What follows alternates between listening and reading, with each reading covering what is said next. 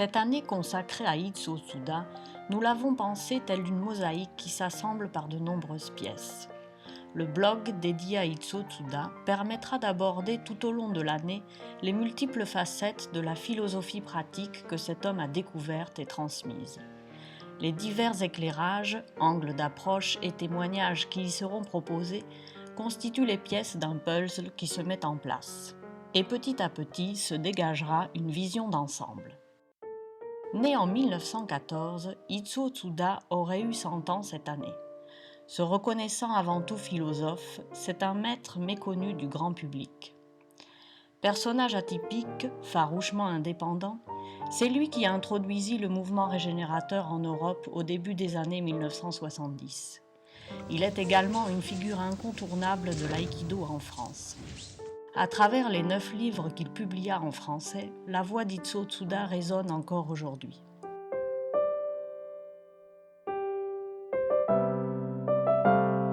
Hors de tout folklore oriental, la pensée que nous livre Itsuo Tsuda arrive, je crois, à point nommé, à un moment où l'Europe cérébralement surdéveloppée commence à réfléchir sur son mépris traditionnel du corps.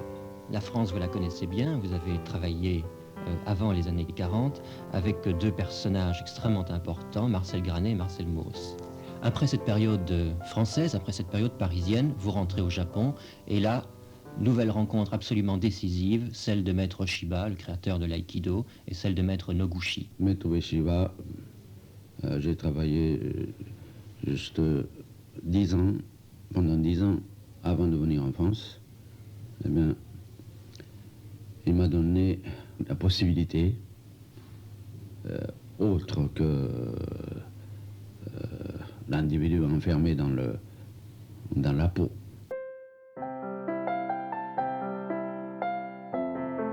L'originalité d'Itsuo Tsuda tient au fait d'avoir réuni deux approches complémentaires dans la recherche qu'il poursuivit toute sa vie, aussi bien sur les tatamis que sur papier, autour du ki.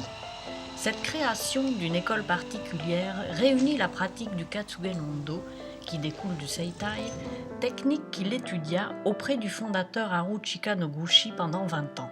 Maître Noguchi m'a permis de voir les choses d'une façon très concrète.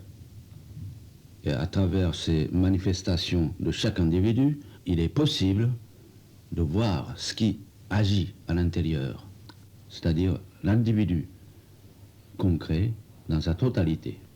Votre désir, c'est de mettre les gens en contact avec eux-mêmes, avec leurs sensations, et par là même avec ce qui, cette notion qui échappe au concept, et qui est une notion mouvante, qualitative, et non pas quantitative. Il y a un principe qu'on reconnaît dans la médecine chinoise, c'est la tête froide et les pieds chauds. Actuellement, c'est justement le sens est renversé. La tête chaude et les pieds froids. On ne sent même pas les pieds. Et puis la tête s'échauffe de plus en plus. Il y a tout un facteur qui contribue à faire ça. C'est l'occidentalisation. Mais on ne peut pas rebrousser le chemin.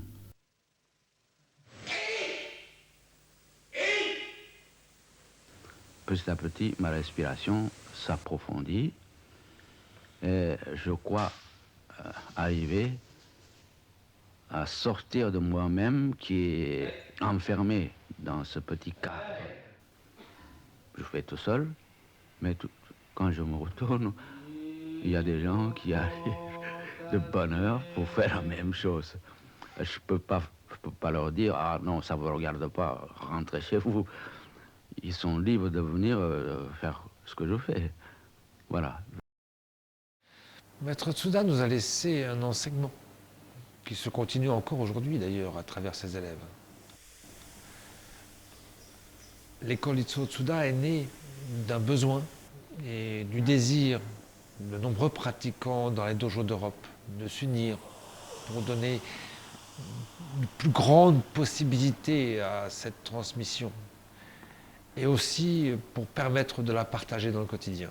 Alors Itsuo Tsuda, est-ce que vous ne vous êtes pas donné une tâche surhumaine à essayer d'expliquer ça à travers notre pensée, à travers nos concepts et à travers notre philosophie, puisqu'enfin vous êtes écrivain, vous êtes philosophe et vos ouvrages en font foi.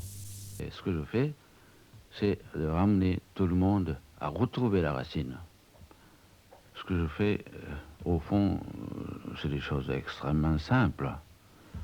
Mais j'ai constaté que les choses simples venant du Japon, sitôt qu'on emporte en Occident, on commence à les compliquer. Eh bien, cela est dû à la structure mentale occidentale. Alors, c'est comme dit dans le précepte zen, le doigt qui montre la lune n'est pas la lune. Et puis on commence à analyser le doigt, et puis on discute, mais on ne regarde jamais la lune. L'école Itsuo Tsuda célèbre cette année le centenaire de ce maître. C'est une occasion unique de découvrir cet homme hors du commun. Nous lui rendons hommage. Venez le découvrir.